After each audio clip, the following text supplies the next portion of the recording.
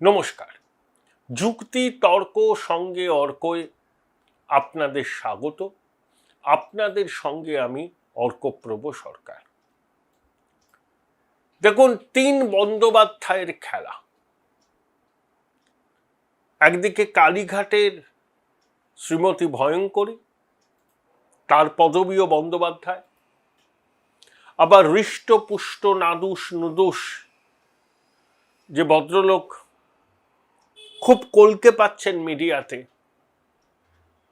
Branded panjabi দামি cigarette ছাড়া মুখে রোছে না, অধুনা বিরোধী দলনেতা, তিনিও বন্দ্যোপাধ্যায়।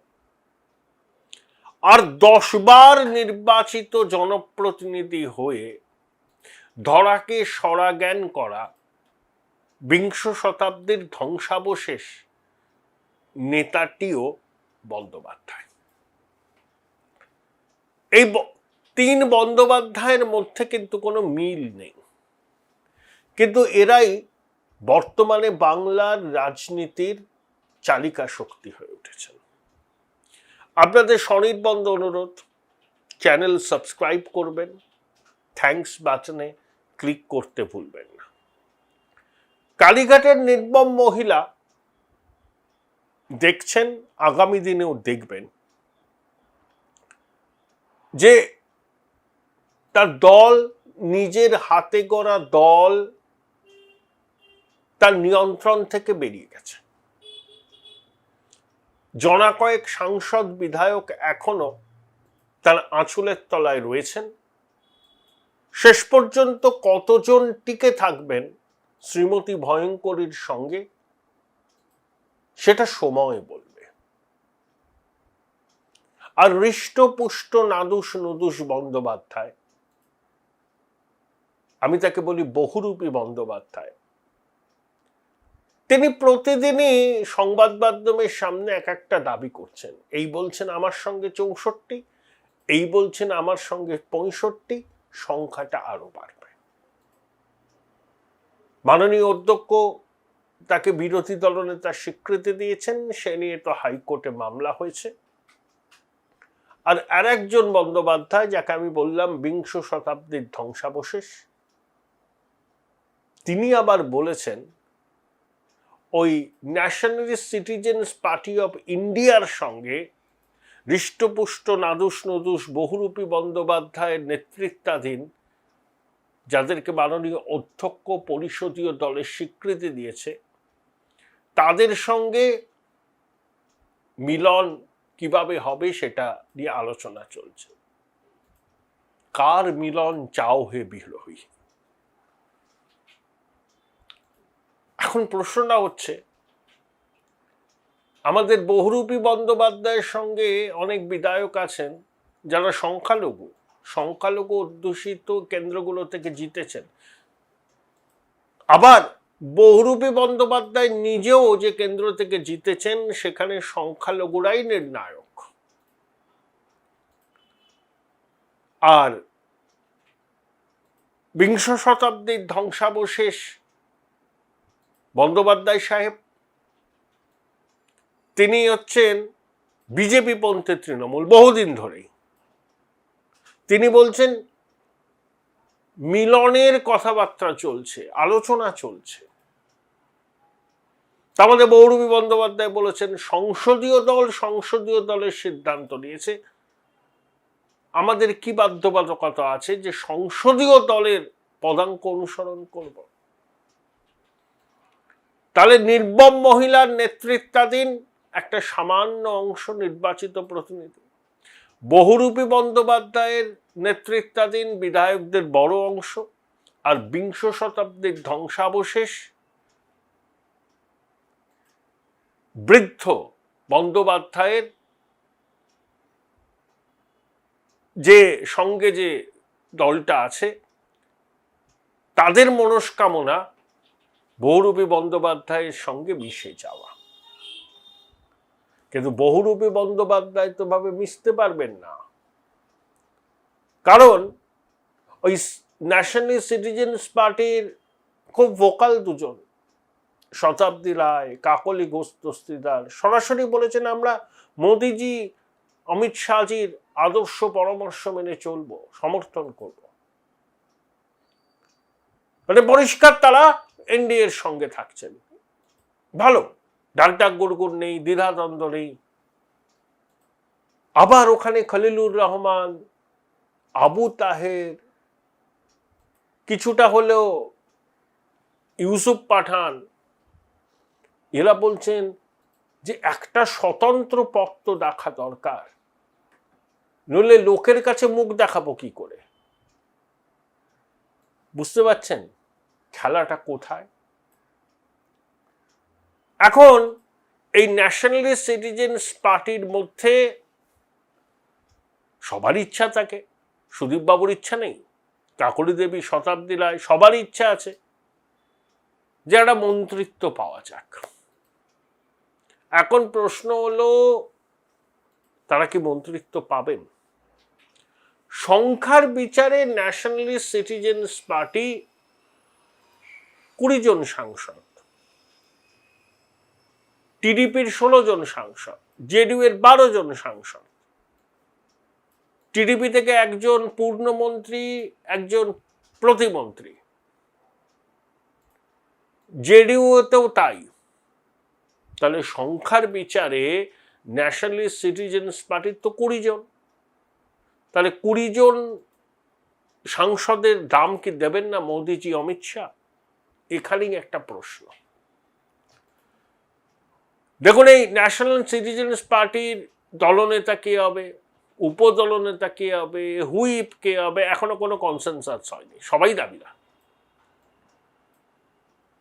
একজনকে মন্ত্রী করলে অন্যজন গোসা করে খিল তুলে দেবেন। আর চন্দ্রবাবু নাইডুর টিডিপি, নীতিশ কুমারের জেডিইউ, বিজেপির প্রাক নির্বাচনী সঙ্গী। Join Runux Institute of Hotel Management, New Town, offering guaranteed global placement in hotel, hospitality, aviation, hospital and culinary management. সরকার চলছে অন্ধ্রে এবং বিহারে জোটে, সংখ্যায় তারা 16, সংখ্যায় তারা 12 হতে পারে, কিন্তু চন্দ্রবাবুর যা রাজনৈতিক ওজন বা নীতিশ কুমারের যা রাজনৈতিক ওজন, বৃদ্ধ বন্দ্যোপাধ্যায়, কাকলি ঘোষ দস্তিদার, শতাব্দী রায়, কারোরই সেই রাজনৈতিক ওজন নেই। এরা পরিস্থিতির তাড়নায় বাংলায় তৃণমূল ক্ষমতাচ্যুত হওয়ায় নিজেদের রাজনৈতিক অস্তিত্ব টিকিয়ে রাখার স্বার্থে এই ডিগবাজিটুকু খেয়েছেন। এটা কি বিজেপির শীর্ষ নেতৃত্ব জানেন না? নিশ্চয়ই জানেন, কিন্তু তাদেরও সংখ্যার দরকার। সংসদীয় গণতন্ত্রে সংখ্যা বড় কথা বলে। একটা ভোটের জন্য বাজপেয়ীজির সরকারের পতন হয়েছিল, খুব বেশি দিন আগের কথা নয় কিন্তু। তাই সংখ্যার দরকার, সংবিধান সংশোধনী বিলগুলোকে পাশ করাতে হবে। তার জন্য এই ন্যাশনালিস্ট সিটিজেন্স পার্টির প্রতিষ্ঠা, এবং তারা তো জানিয়ে দিয়েছে তারা সমর্থন করবে। তাহলে সমর্থনের বিনিময় মূল্য কি হবে? সেটা কি মন্ত্রিত্ব? না, এখনো পর্যন্ত এরকম কোনো স্পষ্ট বার্তা বিজেপির শীর্ষ নেতৃত্বের পক্ষ থেকে এদের কাছে আসেনি।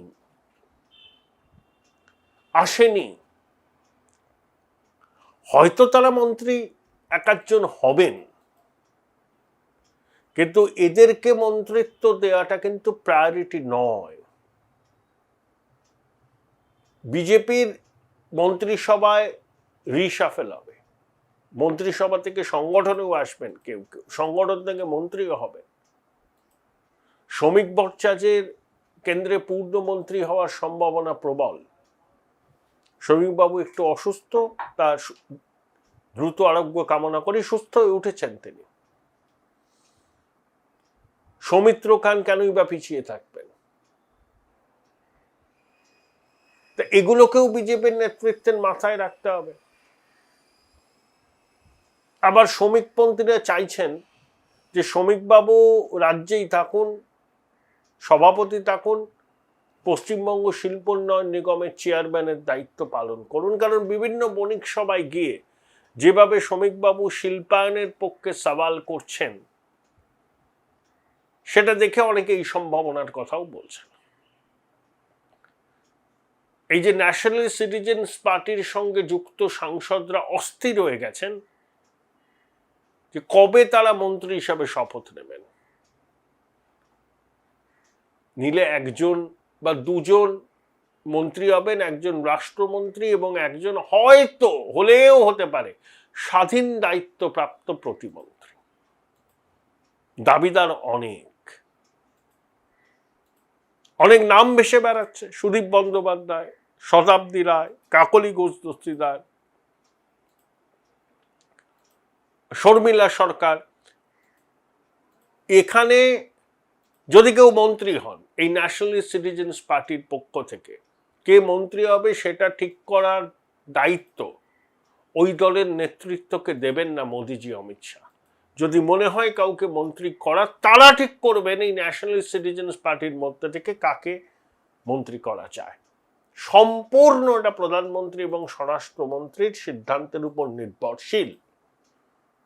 তারা যদি মনে করেন এই লোকটিকে মন্ত্রী করতে হবে ন্যাশনাল সিটিজেন্স পার্টির থেকে, করবেন। ন্যাশনাল সিটিজেন্স পার্টির কাছ থেকে জানতে চাওয়া হবে না যে আপনারা কাকে মন্ত্রী করতে চান। চন্দ্রবাবুর ক্ষেত্রে সেটা হয়েছিল, জেডিইউ এর ক্ষেত্রে সেটা হয়েছিল, কিন্তু এদের ক্ষেত্রে সেটা হবে না। সংখ্যা থাকলেও রাজনৈতিক গুরুত্ব এবং রাজনৈতিক ওজন যদি বিবেচনার মধ্যে থাকে তাহলে এরা নিতান্তই লাইট ওয়েট। মোদিজি, অমিত শাহ সবটাই জানে। হাই, আমি একটা বই পোকা। ছোটবেলা থেকেই মা বলতো পরীক্ষার আগে বইগুলো গুলে খেতে হবে। তো ব্যাপারটা আমি একটু বেশি সিরিয়াসলি নিয়ে ফেলেছিলাম। খুঁটিয়ে পড়তে গিয়ে বই খুঁটে খেয়ে ফেললাম। তাও ক্লাস 11-এর দুটো সেমিস্টারে একটাও কমন পেলাম না। কিন্তু 12-এর সেমিস্টারগুলোতে ছক্কা মেরেছি, কারণ আমি ডিসকভার করেছিলাম মৌলিক লাইব্রেরি প্রকাশিত সম্রাট সিরিজের সমস্ত এক্সক্লুসিভ সাজেশন বুক উইথ প্রচুর কমন পাওয়ার গ্যারান্টি, প্লাস টেস্টি ছিল। উচ্চ মাধ্যমিকের পর উজ্জ্বল ভবিষ্যৎ গড়তে NCHMCT পর্যটন দপ্তর, ভারত সরকারের hospitality and hotel management, Paschimbanga সরকারের মাকাউটের BBA BCA, fashion design, aviation tourism, culinary arts পড়ো SBI HM কলেজে। স্টুডেন্ট ক্রেডিট কার্ড ও ব্যাংক লোন পাবে SBI HM এ পড়লে। কোর্সের শেষে SBI HM দেশ ও বিদেশে চাকরির ব্যবস্থা করে থাকে।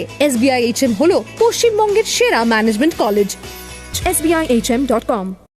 বোলপুর শহরের কোলাহল থেকে মাত্র 20 মিনিট দূরেই রয়েছে সুন্দর রিসর্ট, যেখানে পেয়ে যাবে স্পেশিয়াস আর এস্থেটিক্যালি ডিজাইন রুম। তোমরা যারা গ্রুপে যাও তাদের জন্য আছে কমফোর্টেবল গ্রুপ স্টে অপশন, আর কাপলদের জন্য রয়েছে লাক্সারিয়াস সুইট রুম, তার উপর আবার ফ্ল্যাট 10% অফ। এখানে প্রকৃতির মাঝে তোমরা পেয়ে যাবে একটা সুন্দর সুইমিং পুল, ছোটদের জন্য প্লে এরিয়া আর একটা এস্থেটিক সেলফি কর্নার। প্রপার্টিটা পুরোটাই পেট ফ্রেন্ডলি, আর এখানে আছে অনেক কিউট ছোট ছোট র্যাবিটস।